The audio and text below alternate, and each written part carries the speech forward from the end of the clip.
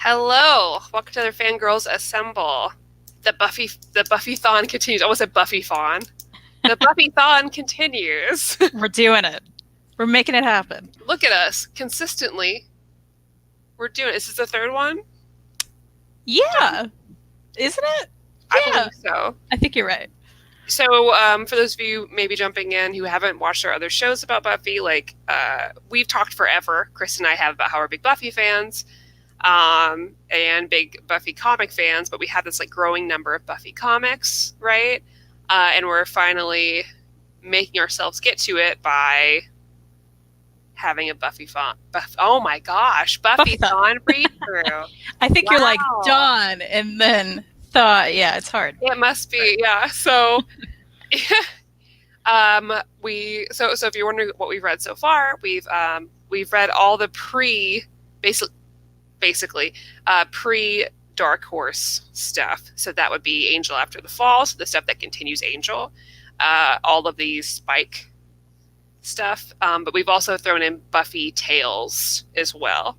That's the collection of, it's an anthology of short stories about slayers and vampires. And now we have finally arrived at Buffy Season 8, which is by Dark Horse. Unfortunately, all of the library editions for this are out of print. They are beautiful, though. not to brag about it too much, but there's a great collection, and Buffy Season 8 does continue in comic book form, the TV show.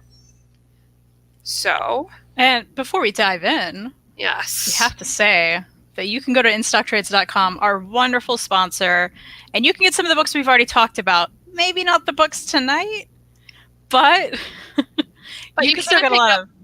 Boom's run. You can pick up some of the IDW Buffyverse stuff, so Angel, right? Mm-hmm. And all of the upcoming Buffy Legacy collections, everything else, you'll be able to find those in In-Stock Trades, and eventually maybe even these as well. I'm really hoping that, because they're doing the Legacy editions, which is reprinting the super old Dark Horse stuff for the seasons, and I think if those do well, we have to see the seasons be reprinted, especially because they're continuing the library editions with their own, right?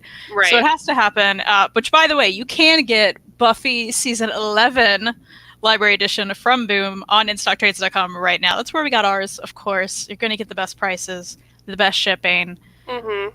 You're not going to be worried about your books getting all dinged up, because anywhere else I go, I'm constantly anxious about it. So I'm like, why would I ever go anywhere else? Let's just go there. Oh, yeah, and you're still supporting a small business too. And I just want to reiterate that, with everything that's going on, there is a bunch of push to make sure that we're taking care of the small business, that we're still ordering from small businesses. And In-Stock Trades is one of those as well. It's a smaller business out of Tennessee, and they provide great service. So I do recommend reaching out to them. Also, we'd like to give you a little reminder that on Tuesday we will have our book of the month come out. So please don't forget about that. That's Heavy Vinyl. Y2KO. Heavy Vinyl, formerly known as Hi-Fi Fight Club. Yeah. It's other. It is Boom, right? I'm not crazy. Boom Box. Yeah. Great art, great story about this group of girls that work in a record store and have a fight club in their spare time. So I've been waiting for that volume 2 to come out for a long time. So it's finally here. I believe the first volume is set in the 90s, and this one obviously sounds like they're going right into 2000. Mm-hmm. So that'll be really fun. We're really excited about it. It went straight to trade too. Yeah, which I'm very glad about. Although I do still have my Hi-Fi Fight Club issues too. Those are like a treasure now, right? Yeah, well, there's something about it that I really dig, and I don't know, I just really love this storyline. It's so great. So if you guys haven't checked out Heavy Vinyl, do that. In fact, you could probably just jump into the second volume, because it's not technically volume 2. It's just another story with this great group of girls. So it will be an additional percentage off on Tuesday on InStockTrades.com. So check it out. Absolutely. Hey, Hayden. Green Laser says, I'll make an order for my IST when they restock the Uncanny X-Force Omni, which I do know is happening I believe too long. I think Emily said May, approximately. Yeah. She's hoping for May. So just everyone be aware that there will be some delays, potential cancellations due to the whole like world situation. Obviously. So everyone just be calm and understanding with IST, because I'm sure that they're dealing with a whole bunch of stuff they can't control either, right? Yeah, definitely. Cut to me in December with the 2 Super Sense Omnis because the reprint has been featured too. Ooh. Yeah. Yeah, they're adding to it. It's like that Grayson thing they did. Didn't they add something to that? I don't know. Maybe. Hey, I'm happy for people. I will not rebuy it just for Yeah, adventures. I can't. I do the other one. Yeah, Hey, Lionheart. So, I reckon we can jump in. Oh, we have to. I will say that I have all of them around me. I've already taken off the jacket. I was gonna say I gotta pull mine so I can show you what it looks like with a dust jacket. Yeah. Here's the first volume. Look at that. Yeah, and every one has a different character under it, which I love. Oh yeah, for sure. And of course. Oh, and they change colors every volume. Oh, so thrilled! I used it so much. It was perfect. Man, I do appreciate falling in love all over again with these covers. Oh, throughout the book. They're beautiful. You know, we have to talk about that. Joe Chen, who does the cover, or who does all the covers, and then most of the covers, and also the covers of the dust jackets. Beautiful. Man, that art is amazing. It's so detailed and so beautiful. There's not, there's only a few people in the comic books game, I feel like, that do that realistic look very well. And that's like Jenny Frison and Joe Chen. Truly, I mean, I'm gonna look for more of these in here. And there are just so many gorgeous covers throughout this entire thing. These are big spoilers. Never mind, I can't do that. Oh, yeah. Although we will be talking spoilers, guys. There's no way around it. We are talking spoilers tonight. Yeah, and it's just gonna happen. Love this one. This one's great. Oh, yeah, so good. I mean, they're all so good. But, I have no idea where it's at. But the one where it's Willow's face. So it's like a big shot of like Willow and her hair and like Buffy in the eye. Buffy in the eye. Oh, that one blew me away. I loved it. Yeah, so that like Kristen said, we will have to talk about spoilers. Also, for those of you who have not seen Buffy, honestly, I don't know if I can recommend these comics to those people who haven't seen Buffy. I don't think you're really gonna get it, and you're not gonna have that relationship with these characters. Unlike the Boom reboot, you could absolutely jump into that if you haven't watched Buffy. But all of these comics, honestly, you're going to be lost unless you've watched the show. I totally agree, because I think even if you jump in and you're like, okay, I get it, she's a Slayer, and then like everyone else is, and then it's like, wait, you didn't know the whole journey to this point, right? And yeah, and you don't have the connection. And throughout season 8, a lot of characters from the show come back, sometimes for a small amount of time, but there is a lot of just like seeing these old characters again, characters that you haven't seen in forever, like Riley. You also see Seth Green's character.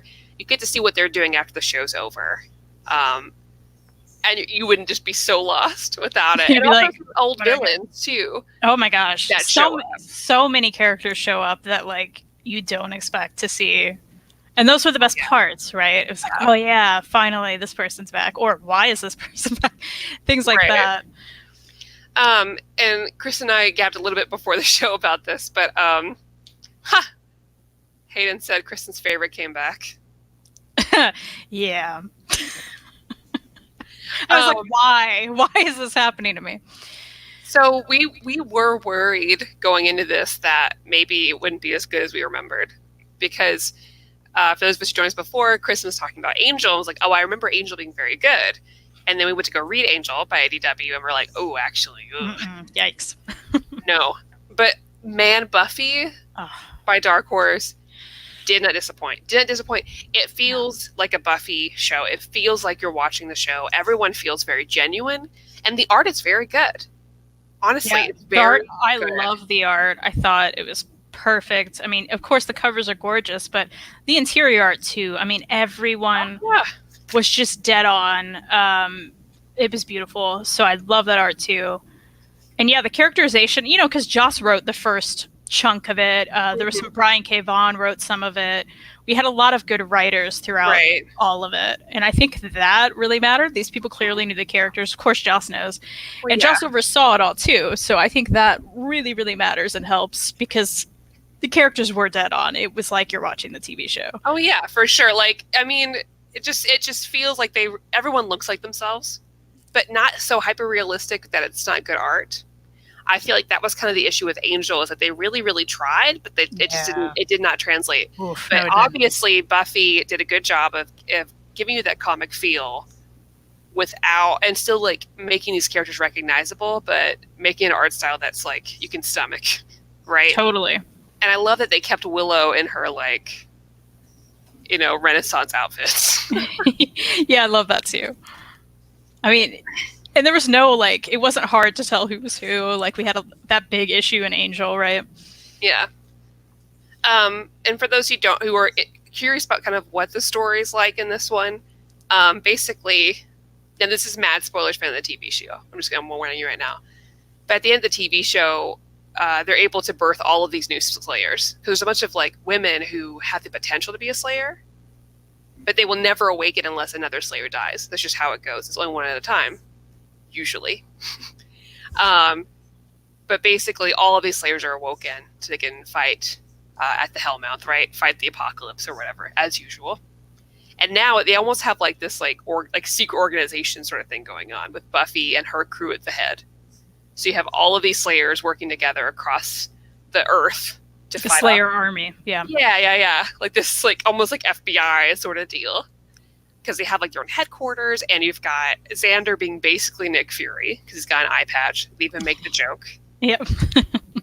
We have these different like sections of Slayers, you know, doing this different recon work, which is super cool. Like she's training all of them. They're recruiting, almost like X-Men style, where they kind of like, oh, this girl has potential. Let's go talk to her and see if she wants to join. It's very like that, like a Xavier School situation. Yeah. Oh, yeah, absolutely. And so now Buffy, who is used to working in a smaller team, is working with a huge team. Because she had a group of Slayers at the end of the show, but not to this level. And so she's dealing with that, and also, like, you know, still dealing with all of the regular angsty stuff. Like, friend issues, love issues. She's still the same old Buffy where she's like, you know, oh, I can do this alone. I'm always alone, blah, blah, blah. Mm-hmm. Right?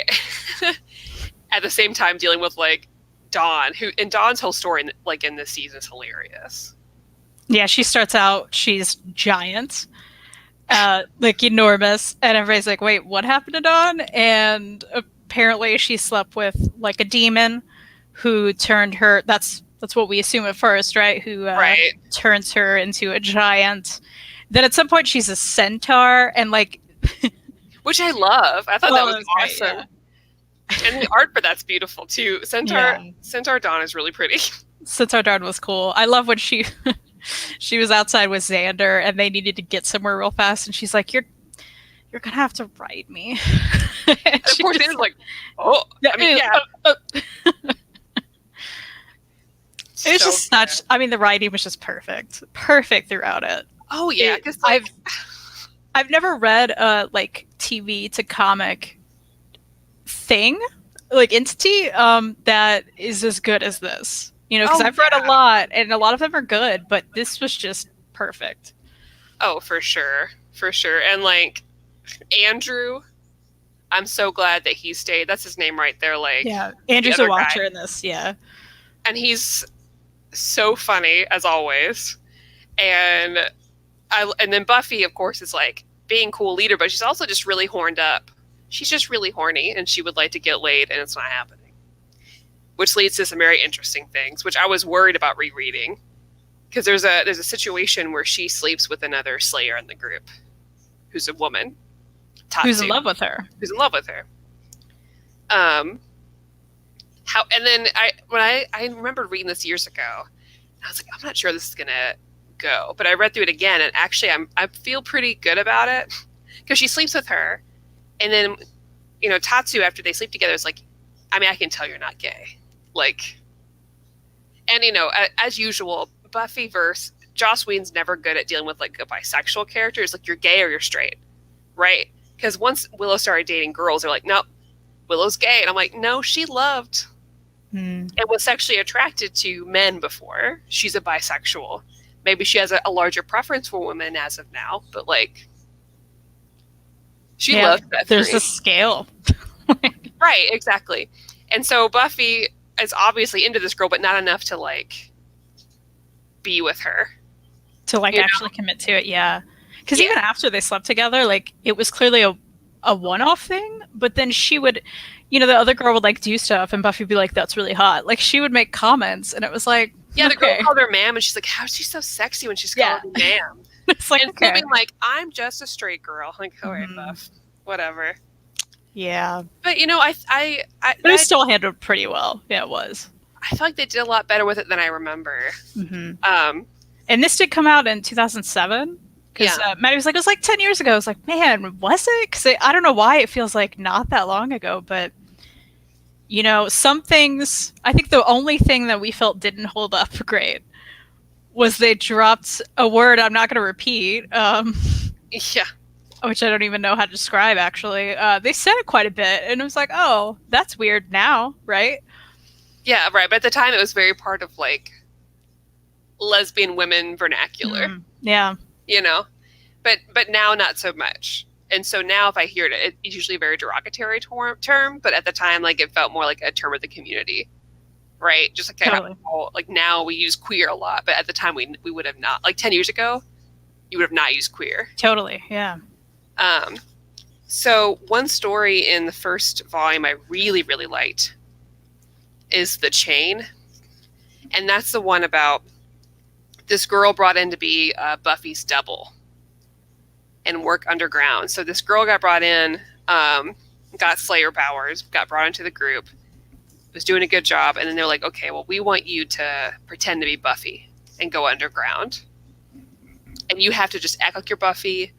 Anyone to ask, you say you're Buffy. It's a very deep undercover. No one can find out. And it's this really great story because she, has this like huge connection to herself and her like is proud of herself on the inside too, but she dies here and no one knows about her. So she basically dies in another woman's skin almost. But I don't know, it's the way it ends is really beautiful because she, the group arrives at the end to go save her, but by that time she's already dead. And she says, you don't even know who I am, but I do. And there's something about that story. It's great. I really liked. And again, we're going to probably keep saying this all night. It was nonstop full of great stories. Oh my gosh, yeah. Throughout the whole thing. Because the one right after that, which of course I loved. With Faith. It was No Future for You. One, by the way, we need to get you into the Faith Love Club. Like, it's got to happen soon, okay? Well, I like her in the comics. I really like all her stories in the comics. If you revisit the show, maybe in 2020, maybe you'll like her more. I don't know. She's got a great redemption arc, especially the stuff when she goes back to Angel. Oh my gosh, that episode, those 2 episodes kill me. But I love this cover, by the way. Oh, so good, so good. Is she not breathtaking? Like, it's so good. It looks just like Eliza. I mean, all of these covers look just like them. And this storyline, this arc, I guess, was written by Brian K. Vaughan. And Giles hits up Faith. Here's some more of that great. Also, real quick, what we need to mention is Giles' sweater. Yes, I forgot that. Yes. So he pops up in her apartment, and he's like, "What up, Faith? I got a secret mission for you to do, right?" Yeah. And he wants her. Who's this lady? A princess, right? She's like a princess. And, she's some nobility. Yeah, I think she's a princess because she wants to kill. Well. She's a princess or nobility, and she says that she wants to become queen. And Faith is like, "Oh, you want to kill Queen Elizabeth?" She's like, "No, Buffy." Yeah. So Giles is like, "I need you to kill this Slayer because the Slayer's kind of gone rogue, and she's killing people." And he's like, well, Faith, you've killed someone before. But of course, like she did, like throughout the arc of Angel and coming back in season 7 Buffy, she really redeemed herself. And she had a whole like amazing redemption arc, just like Andrew, because Andrew also killed Jonathan. And these people turn their lives around, right? And we can say the same for Angel and Spike too, who also killed a lot of people. So like so real quick, Hayden did mention this, and so we should show it off, but there is a Doctor Who, man, I can't do this, cameo, where you see the 10th Doctor, the 10th, is it 9th? Anyway, David Tennant. Yeah. You see David Tennant and Rose right 10th. Here. That's 10th, yeah. So good. Yeah, 10th. It's great. And it was full of like, I mean, guys, well, you know, Buffy's full of great pop culture references, but it was just full, oh yeah, that's so good. Oh my gosh. It's so good. This arc was so good because she goes in this party to like talk to this girl to kill her, but then they kind of become friends. They kind of bond over like certain ways of like their backgrounds and how they've kind of been mistreated by men and other people in their lives, and they really kind of bond over it. And then Faith feels real weird about how because she already felt real weird about this whole thing. But, you know, Giles has always been a great mentor to her. So she went along with it, and then they were bonding, and that wasn't great. Ooh, and the part where, because like at one point, you know, she goes and attacks Buffy, and you know, there's still this big part of her that like is really still upset with Buffy, and she almost like starts to drown her in the pool, and then doesn't. Yeah, which is where this beautiful cover I showed earlier comes in. Beautiful. Oh, it's so good. And then Buffy's like, oh, crap, like, Faith is bad again, and we've got to, like, go through this, which is obviously not what's going on. And she's not, but she's like, well, it's like my whole purpose is to be the bad guy always. Like, you know, I can never be fully the good guy because no one is ever going to trust me or want to work with me, which is kind of her whole shtick, even at the end of the season, or even at the end of the final season of Buffy, the TV show. So I was glad that they continued that and gave her that time. So good. And this here's another gorgeous cover. I mean, these covers, guys, I'm not over it. Oh, they're so good. Oh, and then we do need to talk about, like, towards the end, she's having this sort of like daydream or Buffy's having a daydream while she's flying with Willow. Oh, yeah. Daniel Craig. And you know what? That's a very good Daniel Craig. Yeah, it looks just like him. I know. Oh, and that was one thing. Okay, we're just skipping around at this point, but there's a point where Buffy has to go on a really long journey and road trip with Andrew alone. So like, of course, Andrew pulls this Andrew thing where he's talking constantly and about nerdy things. And so there's just like this wall page of text of him like going from pop culture thing to pop culture thing to nerdy thing to nerdy thing. And he finally mentions Daniel Craig at one point. And Buffy's like, wait, Daniel Craig, here's something we can relate on. I love him too. So good. They just, they did such a good job of like really capturing how everybody is, like consistently. They really did. We did not get in the Angel. Oh my gosh, no. Stuff. You know, it was like grasping at straws. And even with the Spike stuff, I was like, oh, it's a lot better. But it's still not this level of good. Like, oh my gosh, so good. And what got me reading this again? I don't know if you did this either, but I mean, there were 4 volumes. I swear there were moments in each volume I laughed out loud. Oh, yeah. I do not do that a lot with comics. In fact, I can't even name a comic right now that's made me laugh out loud, even if I think it's funny. I'm usually not like laughing out loud. Right. And there were times like Reed was in the room and he's like, "What are you laughing at?" I'm like, "I can't describe it because you haven't read this and I don't want to spoil it." But there were just moments that were like perfect. Yay, I ordered DoorDash. Oh, nice. And my wonderful husband cleaned all up for me. Oh, perfect. That's lovely. Support your local businesses, guys. Definitely. But also, please remember to wipe down everything when you get it done and wash your hands. Be careful, please. Oh man, there's just so much to talk about. Like, I know, and part of me just wants to skip to this end real quick because or the big reveal, right? Which man, it was just still really good, and then I was still confused. Okay, so let's go there. Let's go ahead and go there. Anyone watching this knows they're gonna get spoiled anyway. Oh, you can share. I can just have half, or just want me to eat it and then you eat the rest. Okay. Sorry, guys. I don't mean to like. We got some fries. What's up? Fries are important. It's important conversation. Okay. I hope you guys don't mind if I eat during this. So during, the big bad of this whole season he was called Twilight, and he looks like this. And yes, they called him Twilight because it was totally a play on the Twilight movie craze. Of course, right? In fact, you know what? There's a cover. They did a Twilight parody in the back that got me good. Let me find it real quick. Here it is. I love it so much. It's so good. Oh, man. It's perfect. So, and it's funny the whole time because they keep saying Twilight, and you just know, especially at the time this came out, it was like, oh, F that movie, F that franchise, F the books, right? It's great. So that's what they named their big bad, and they even make actual reference to the Twilight book and series and everything as a joke.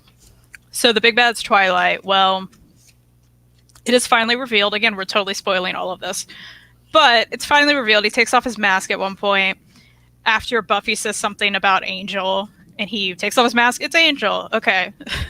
Which is something... One of the things that made me laugh so much earlier on in the season is that at one point he goes to lift off his mask and talk to someone, but he just scratches his neck. It's like, oh, sorry, my neck itches. And he put his mask back down. I mean, there were so many moments like that where it was just like, oh, we should reveal this thing. Oh, no, it's just, that's the perfect Buffy writing that we so love. For sure. And deserve. It was so good. Oh, here's one of those great covers with the reveal. So good. So yeah, it ends up being Angel, and I'm with you. There's some confusion on why it's Angel. Well, yeah, because I'm like, okay, I assume you were this way the whole time, but why exactly? And he had a group of like baddies, which included Amy the Rat. I still call her Amy the Rat, right? Well, yeah. And Warren, Skinless Warren.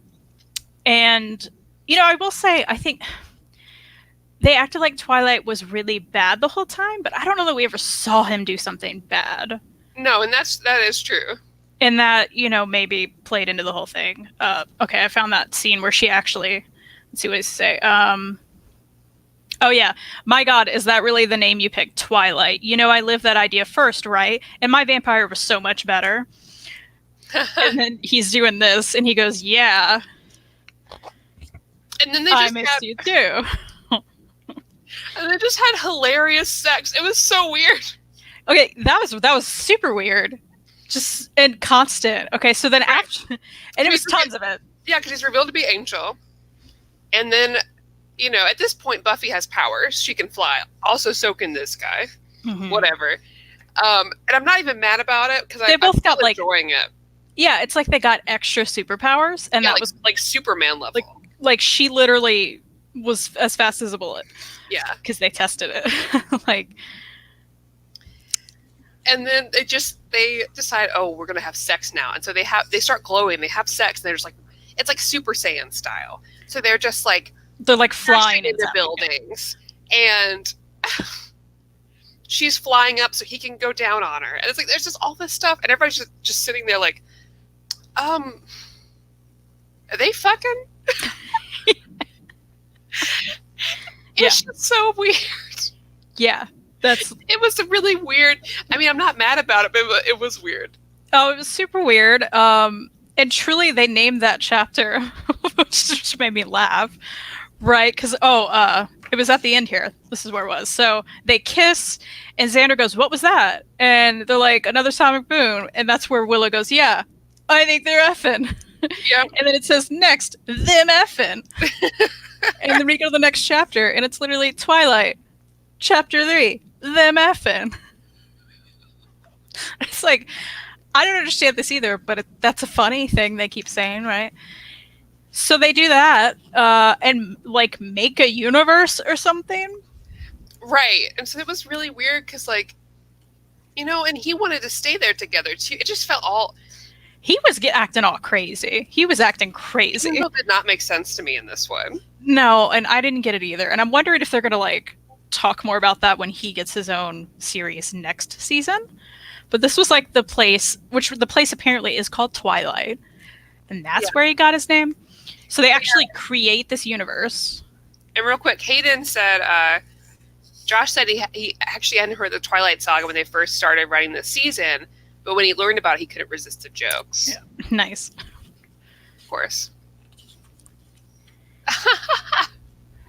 Legitimately. It's very much like... But yeah, I hope they do explain it, because it felt especially odd having finished Angel IDW and then going to this, because there's literally no connection. I have no idea how he got here. I don't understand why he has powers. I don't understand why he's good in the sunlight. And why it felt very out of character for them to be in this new universe together, and then him to be the one that's like, nah. Because we've had this situation somewhat. Yeah. You know, they've had a situation where they could have been together before. Mm-hmm. And they're both very independent, like, no, we can't be. And also they had sex, and he didn't become jealous. Okay, so that confused me too. So I'm like, I don't know about this. Because clearly, like, he still loves her, and she is always going to love him, right? Like, that's just a thing. Right, because she's got two soulmates, in my opinion. It's Angel and it's Spike. Mm-hmm. Those are soulmates for her. She's always going to feel something for them, yeah. So, and yeah, he's very adamant on, let's stay here, let's be together. And then she's like, yeah, no, I got to go save my family and my friends, and I got to, like, this is who I am. So he agrees, and he goes to help her, and he leaves all that behind, which she loves. And I'm like, okay, Buffy, calm down. Like, and then during this big battle, because there's, of course, all these demons, it's an end of the world situation, because when they were doing it constantly, all of these problems and rifts in the universe, hurricanes, and like everything you can imagine, natural disasters are like happening around the world, and demons are coming in. So everyone back home, all the Slayers are like, wait, I gotta fix this. Like, I gotta figure out what's going on, right? Thanks for fucking everything up, Buffy. Literally. Yeah.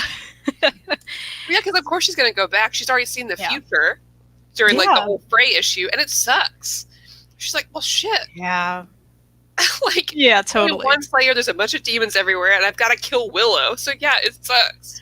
Yeah, and that's a whole thing. And so during this big demon battle, right, the bug vehicle comes in, which we remember from previous situations with Spike, and of course Spike shows up. Yeah. And then Buffy's like, oh no. And then she is still horny on May the entire time. Oh my gosh. And so she's like, you know, they're in the room together. He's like, hey, you need to get to bed. You need to sleep. I need to rest. And he says, oh, we need to get you into that bed, because she's tired and, you know, injured. And she's thinking, oh, now it's time. And he is not. Mm-mm, not at all. It reminds me of the Angel Illyria situation during the comics there, right? Yeah. And that was weird too. I don't know. Angel went along with the Twilight things because he thought that was the powers that be's plan and his reward for stopping Wolfram and Hart at IDW. Oh, okay. Yeah, it still seems stupid to me. Look, I still loved it, but I was like, what? I don't know. So, and then we get to see the Master arrive, Fruit Punch Mouth. That was fun. He's guarding the seed. Good old Fruit Punch Mouth. Good old Fruit Punch Mouth. I know I'm still jumping around, sorry, but we got to talk about Willow and her guide, her spiritual guide. Snake Woman. Question. Snake Woman here. Can she only go see her Snake Woman mentor when she's climaxing? Because that's what I got from that. Because she said, oh, it's really hard to come visit you. And then we see her pop back to her regular life, having just finished making love to her girlfriend. And I was like, what?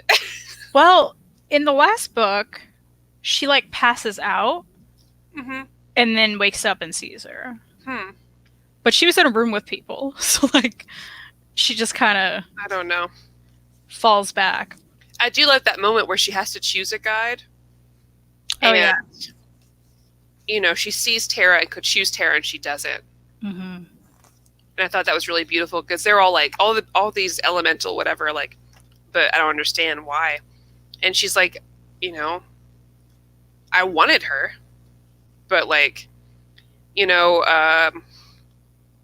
either she's like this or she's at peace, and either way, I don't want to open that up. It's like, oh my gosh. Yeah, that was great. Can we? Hayden says, can we talk about Spike confirming Spangel as canon? Yeah, there was a point. Oh, actually, I just found it. She goes like Spike and Angel are fighting because that's what they do. She gets between them and like smacks them both and says, "I like it better when you were kissing." And Spike was like, "I'm fairly certain I've never mentioned." Well, of course they have. Back in the day. Well, I was gonna say, I think that was already canon in the show, right? Yeah. I feel like they had a threesome with Drusilla. There were some little mentions of it, and also originally, I think Drusilla. Wait, someone else. Okay, so you know how they changed the sire of Spike, where it was someone, and then I think they changed it to Angel, and that alone is like a romantic thing, right? A sexual thing. Yeah. I don't know. It was one of the two. Either it started that way or like it ended that way, but they changed it at some point, and they were like, "Yeah, that's a thing." Mm-hmm. I just keep opening up all these libraries just to look at see what stories are in there. I love the Dawn being a doll thing. Oh yeah, I like that story. Yeah, that was fun. Man, there's just so much. Oh, I love the. I don't know which one that was in, so I don't know. But when they talked to, or they had a whole like issue where they were like, "Oh, we'll be right back," and the cover was them watching the Buffy animated series that never happened. Very cute. Which was so great. So then it was Buffy. She was sleeping. And she had this dream where she was back in high school, and it was the animated series that never happened. Because there was supposed to be this Buffy animated series where they were back in high school for a really long time, and it never happened. There were even like concept art, which it looked just like that. So that was really cool because they were like, okay, we never got to do this cartoon. So now we're going to do it in comic form. And then at the end, she woke up and the art was like back to normal. And I love how they did that. And it was so fun. Oh, yeah. Oh, man. So, after Xander and Dawn got together, and Buffy was like, did this weird, is it too late thing with Xander? Because she's like, oh, but I like you. And he's like, no, what? No, you don't. You crazy. And if this was like 10 years earlier, then maybe. But I really do. I like that scene because it definitely is very Buffy, for one. It's very human. It's a very human thing to do. Where all of a sudden, like, because Buffy's been alone at this point for a long time. And I think Xander's always been there as a backup. Where she still wanted to have his attention. Even though she doesn't like him like that, really. And then when the thing happened with Dawn, she's like, I feel really weird about this. But, I don't know. I like that moment. Even though I still think Dawn and Xander is weird, but it's okay. I'm not as... When I first read this, I was like, what the fuck? But now I'm like, whatever, you know. I get it. Looking back now, I mean, if you remember in season 7, they really hinted at that heavy in the last season. And, I mean, you know, we were talking before, we were trying to figure out how old she was. I think she's at least 18, we think. And Xander's not that much older than her. So really, when you think about it from that point of view and not like, oh, Dawn's a little teenager while they're all like off in college or whatever. Right. It's more, you know. I feel like he must only be like, I don't know, 24, 25 or something. Because like when they started college, is that when Dawn showed up? I can't remember. Dawn showed up in season 5. They started college in season 4. Okay. And then she was like, yeah, so it shouldn't be that. She was like 14 then, I think. Something like that. Maybe 13.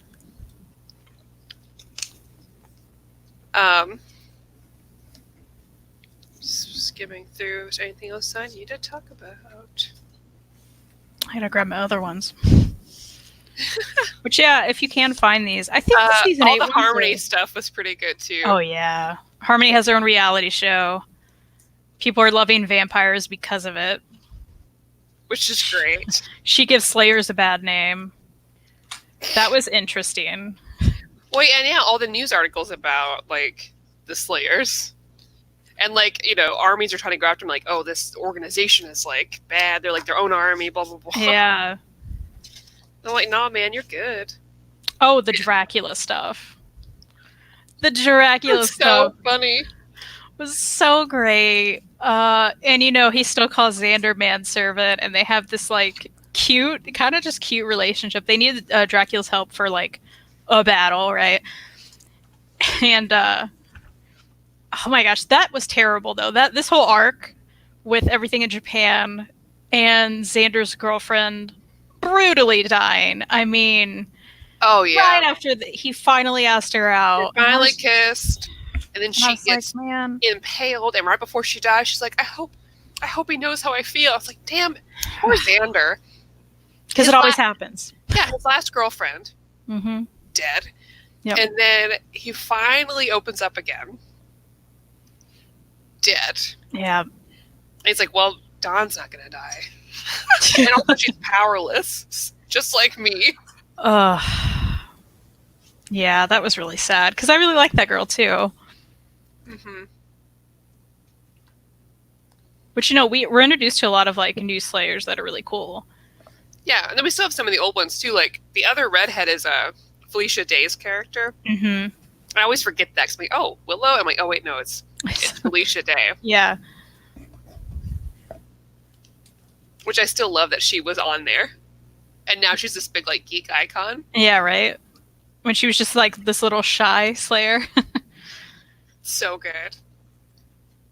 Oh, here's the Buffy animated stuff. If you guys want to see that art, which was wonderful. Very cute. Feels very, like, Brace face.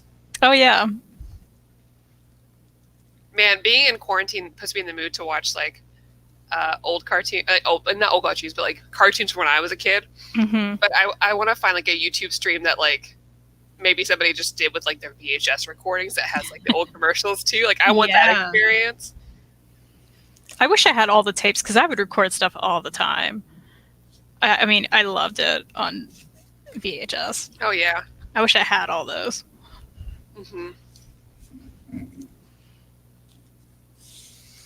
It is a damn Joss death. You're right, Hayden. Don't date Xander Harris if you want to live. Yeah, they're really, they don't treat him great. That's the truth. Oh, that Harmony stuff, too. Harmony bites. Began with, like, she sees someone, and she's like, wait, who is that? What's happening? Who is that? It's totally Andy Dick. Just hilarious. Because she ends up biting him. Oh, I didn't realize that. That's funny. Yeah. He's so out of my, like, radar now. Oh, yeah. I was just like, oh, yeah, that's Andy Dick. That is so funny. I think Stephen Colbert interviews her at one point. There's, like, random celebrities mentioned throughout this whole thing, which she just calls him Stephen, but it's clearly Stephen Colbert. Oh, man, so what do we want to read for next one? You know, I was wondering that because, and Hayden is in the chat, so Hayden can let us know what he thinks. But season 9 of Buffy and the first Angel and Faith season overlap. Yeah, so I was wondering maybe we should do like maybe half of it or something. Yeah, like do volumes 1 and 2 of season 9, both of them. Is that too much? I was gonna say, is that too little? Oh, because there's only 3. Well, because either we read all of season 9. Oh yeah, there's 3 each. Yeah, or we just maybe just part of season 9 of each. I'm down for whatever. Because I can't. I mean, now that we're at home, I can absolutely read all of these. That's not a problem. You know what? Let's say we're gonna read them all. Okay, and then we'll touch back. Yeah. So, guys, as of right now, we're gonna read all 3 of them each. All 6 of them. Because I still have to go to work, so I don't really have extra time. But I can make extra time for this because I'm very excited to keep reading after this. Yeah, me too. It was so fun. And it was so good. So I'm like, I can't remember if it stays good. I hope it does. It's so good. It's been so long. We just need to remember while we're reading season 9 to go back and forth. Yeah, right. So I think that's the best way to do it. But I'm pumped. I'm like really excited to read it. I am too. Because I think maybe I read a little bit of season 9. I can't remember. But I haven't read the rest. Yeah, I definitely read it, but it's been so long that I couldn't tell you about it. Yeah. Because like there were specific things in this. Like I remembered who Twilight was. I remember Buffy sleeping with that girl. Like I remember certain aspects of it more than others. So Hayden's replying to us now.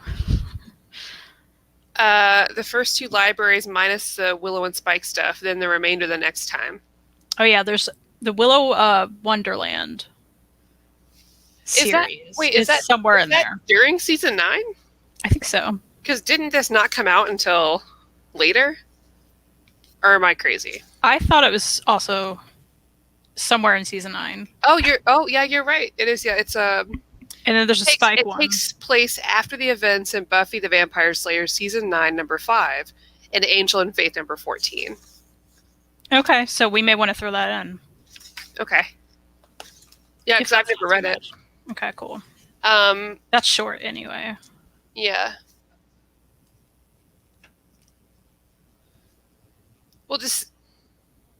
We will see what we can read and come back to it. Sure, we'll try. We'll try to read them all. That show's planned for, what's the date? Let's look. The last weekend, right? Yeah. Which is 26th, April 26th.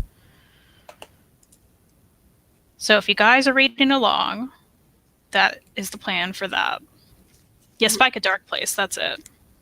Is in the second. We've already read that one. Yeah. So. Cool. Man, that sounds good. And then we do need to talk about next week's show. Oh, yes. Because we do have a plan. Well, not next week. Not next week, sorry. So next Sunday, we have the Sunday off. We will not be here. I will be working. Yeah. But we will, when we come back in April, we do have a plan. 5th. April 5th. Which is Halls and Reads, I believe, right? Yes. Yes, it is. And then... yeah, let's go through our April calendar. Yeah, let's do it. People who are going to read along, we're going to read some stuff. I have it right here. So, the 5th is Halls and Reads. April 12th, we are reviewing Animal Man by Lemire. Which is all available on Comixology Unlimited. Yeah. So if you guys don't have the omnibus, you can check that out there. If you do have the Omni, it's a nice Omni. It looks like this. And then the 19th is we're reviewing the Gotham Central Omnibus. After ages of it sitting on my shelf. Right. I'm going to read it. I'm still pretty certain that I own it, but regardless, I'll make it happen. And then the 26th is our Buffy Readathon Part 3. So look at us. We're doing it. Part 4. Part 4, I think. Yeah, Part 4. Oh, yeah, Part 4. Nice. We're killing it. We're doing it. Doing it. Hey, Nass, isn't the new Angel Legacy out? I'm not sure, is it? I think it's next... I don't think it's coming out till later, right? I think it's next month. Yeah, because the next... Buffy's comes out next month. And I think there's a volume 2 of Angel next month. Yeah, let me check my Amazon pre-orders. I'll probably cancel it through Amazon, but I'm pretty sure... never mind, I'm not going to check it. I'm pretty sure... I'm looking real quick. Because I pre-order all my Buffy books through there, and then I cancel them and order from Sock Trades. April 22nd. So the week of my birthday. That's when it comes out. I'll buy that for my birthday. We'll have to have a virtual birthday party for you. 420. Please it. But not really. So, I know. People tell me that I'm like, I don't do that. I'm not a fan. You know. I'm good. That's just when I was born. Grew up with Angel but never watched Buffy. Hopefully someday my country's Netflix can get the license. I can finally watch it. I hope so for you too. I don't know what Buffy is on right now that you can watch it. Is it on Prime? I think it's Hulu, I think. Hulu. Okay. Yeah. I don't know about the country you're in, but In America, it's on Hulu. Yeah.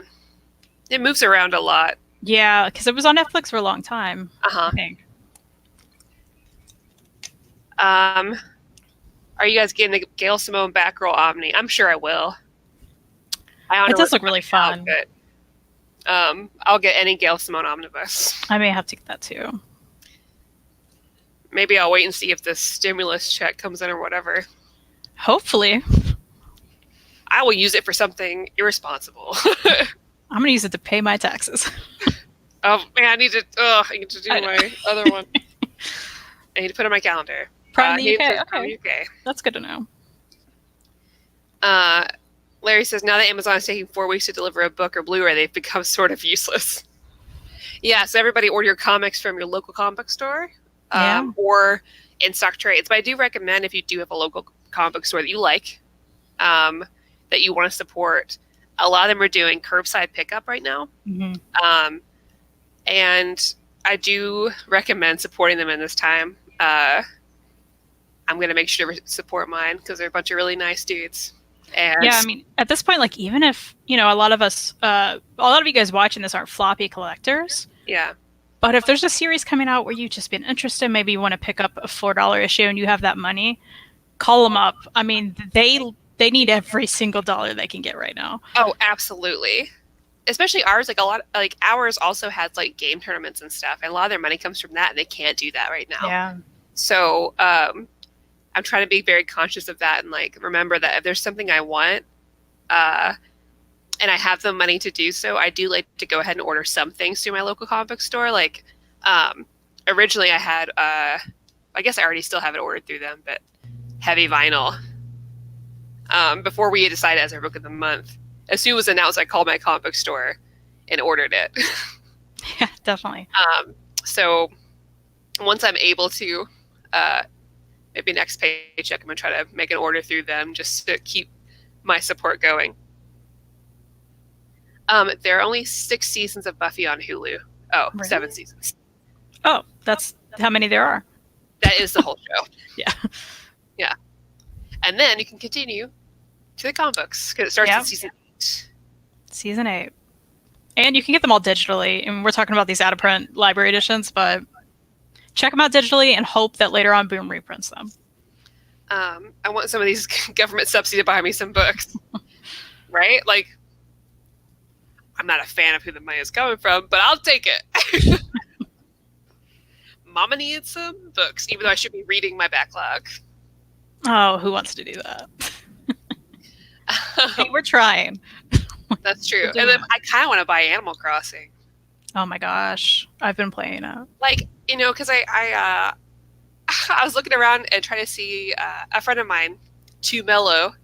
Maybe some of you guys know him. He does a lot of cool music and stuff. He did a post on Twitter that was like, hey, how many of you guys that played Animal Crossing before but didn't like it are liking this one? And a lot of people are like, yeah, I wasn't a fan before. I kind of like bounced off from New Leaf, wasn't a fan, but like this new one, they're loving it because I guess like there's like concrete goals and stuff to do that are easier to like.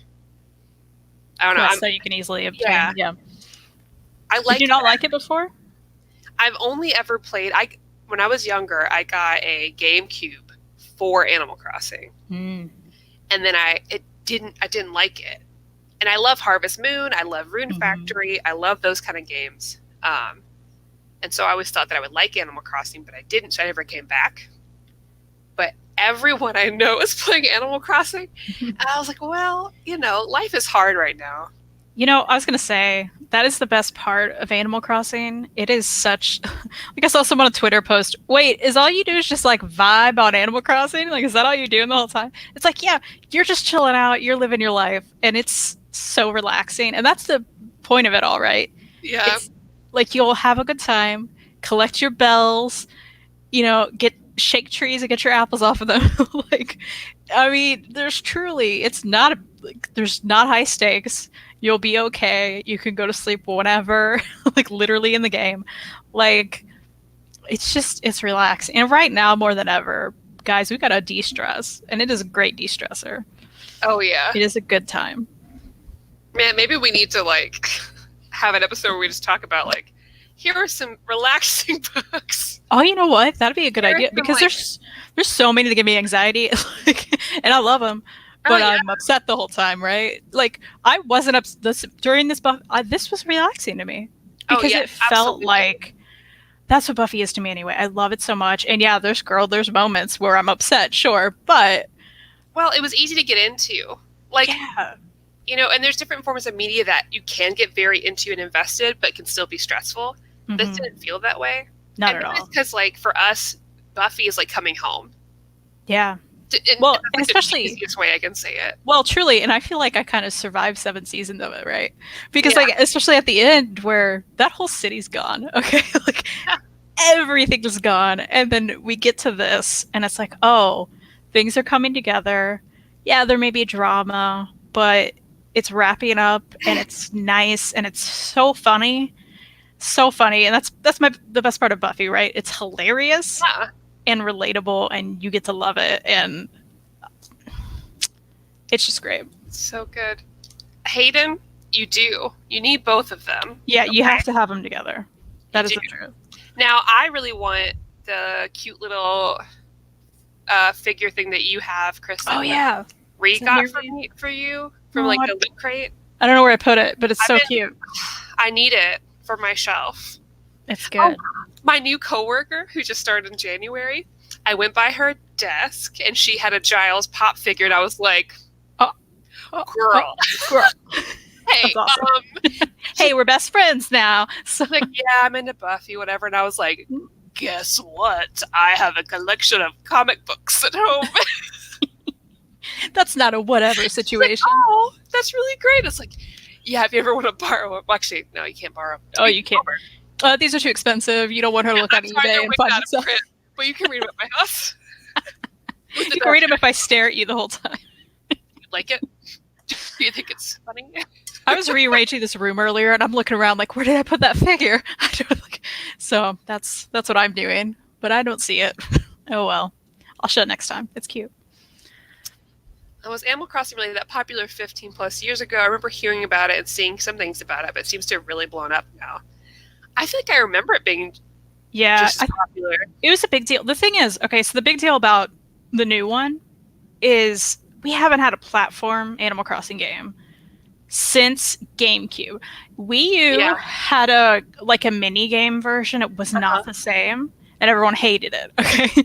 And then New Leaf came out for the 3DS, which everyone loved, but it was still the 3DS. So now there's the Switch version. And I think that's the big deal, right? There hasn't been a platform, real life Animal Crossing game until now when the GameCube, because, you know, I had a GameCube as a kid. So my nostalgia just was like, yes, I have to, right? Yeah. I got Switch hoping Animal Crossing would come out. And I think everybody also likes how customizable it is now, too. I mean, I know it has been way better. A few DS versions, but like it's super customizable, and now that people are more used to just like hanging out on Discord and like voice chatting and chilling with each other on games, like more so than they did in like competitive arenas, people are like, oh shit, yeah, we can't see each other, but we can go hang out on an island together. All my friends are just hanging out with each other on Animal Crossing. And that's the big thing, right? It came out at one, it was already going to be very popular. Well, yeah, and GameStop closed after it came out, and I was like, I see you. Yeah, but like that's the truth because it came out Friday, and it's among like the peak of what's happening, right? Yeah. When it got really, really bad. So everybody's like, I don't want to go anywhere. I don't want to do anything. I'm just doing this, and I'm going to relax and not think about the world and just live on my island. And fish. Have you seen, there's a comic going around, it was really funny, where this guy's like, oh man, I wish I could just stay home all day and do nothing but play Animal Crossing. And then you see this like, this shadow come out, it's like, you have 2 more wishes left. It's like, oh no! No, you can only stay home and play Animal Crossing and nothing else. That's so good. I'm considering it. I'm not playing it much else right now, so. It's a total joy. It is. And that's a good idea. We should do a show like of comics that don't stress us out. They're just nice, relaxing joys. Well, and then it'll just be saying the same shit. It really will. You're right. For a second. Well, actually, kiss number 8. I think I would just be like, read Cheese Sweet Home. Oh my gosh, that's my number one pick. That's so true. No, just read It Cheese is Sweet my Home. number one pick. Cheese Sweet Home and Cheese Sweet Adventures is also great. What if I was just like, read Uzumaki? Yeah, read all the Ito. It's gonna hurt you. You're gonna be upset the whole time and after, and then you won't be able to sleep. Have fun. We need to find some stuff like read some books about being quarantined while you're quarantined. That's what people tend to be doing right now. Everyone's watching like, what is it? Is one of them just called Pandemic? I was just thinking. I think it is. I keep trying to get people to watch Old Boy because oh gosh, I'm like, listen, you think this is bad? Try being locked in a single room for 10 years.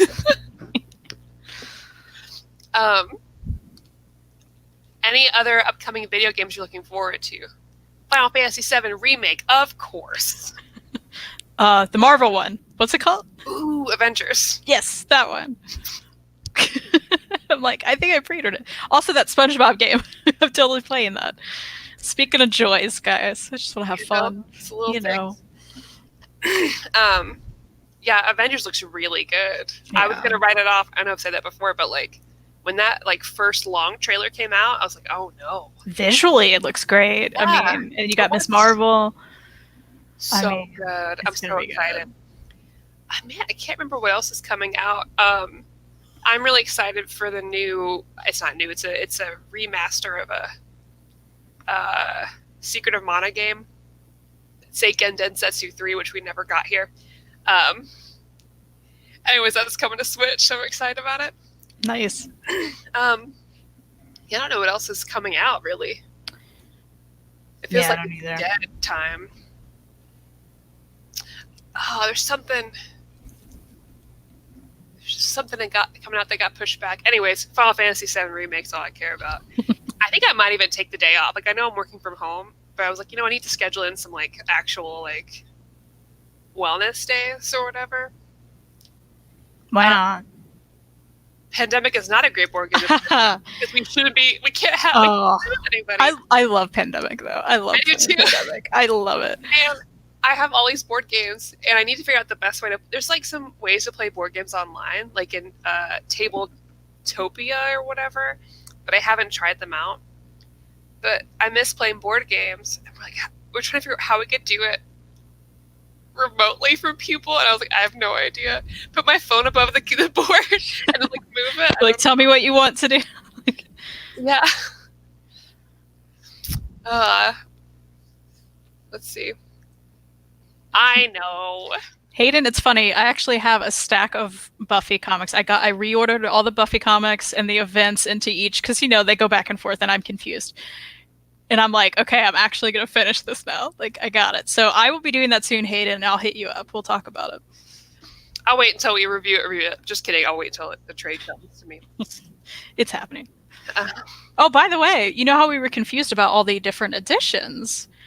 They took of Hellmouth because there was like an oversized hardcover. Yeah. That's gone from Amazon. Oh, okay. And I think it's gone from previews. So I think they maybe canceled that solicit, and now there's only going to be a standard hardcover of the event. Okay, well, that's fine. But it's confusing. I could be wrong. It's just I noticed that disappeared, and I was like, what's happening? Boom. What's going on with you? I don't know. MN40, I totally get it. I still need to play Dragon Quest 11. Resident Evil 2, I get too scared to play, even though I love scary games. So I'm literally, I just started watching a friend play it. Like, he's streaming it, and then we all hang out in Discord and watch him do it. That's really fun. My dad and I loved to play Resident Evil back in the day when I was a kid, but I would also get too scared to play it. And I think about it now, I'm like, oh, I want to have fun, but I don't want to be scared the whole time.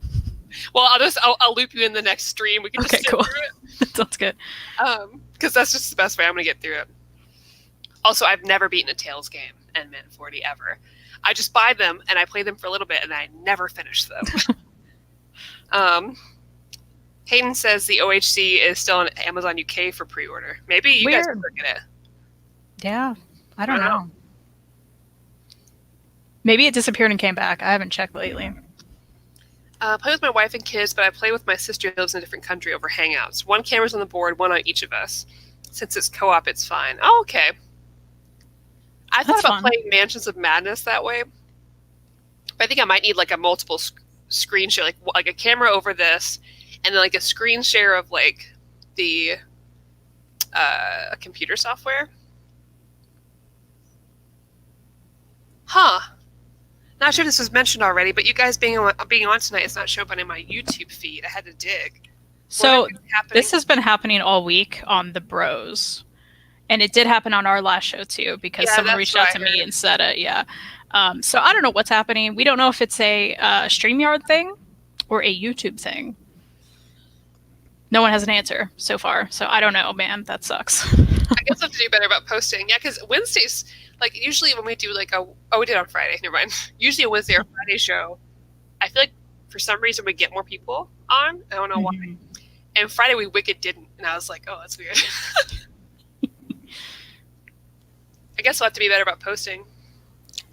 Yeah, if you guys want to check out us on Instagram, it's at Fangirlz Assemble, Girls of the Sea, of course, and Fangirlz Live on Twitter. And we will update you on those places when we change times or are suddenly on a day that you don't realize we are. Yeah, if we're ever not on Sunday at 8, we will post on Twitter telling you. Yeah. That is for sure. I don't know. I would not be surprised if Final Fantasy VII Part 2 ends up being on the PS5.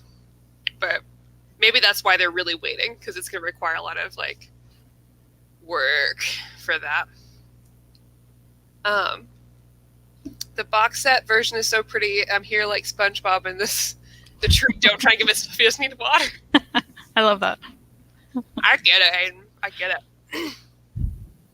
All right, guys. Time to say goodbye. I'm going to go watch Idiocracy before I go to bed. Nice.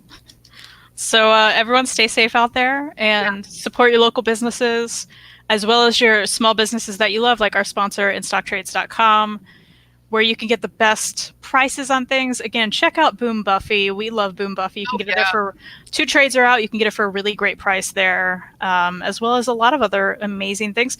If you want to read Animal Man by Jeff Lemire, the omnibus is on there for a great price, 42% off.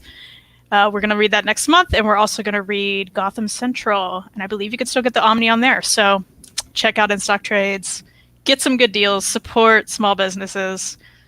Be safe. Wash your hands. Yeah, guys. Wash your hands. Stay safe. Read some books.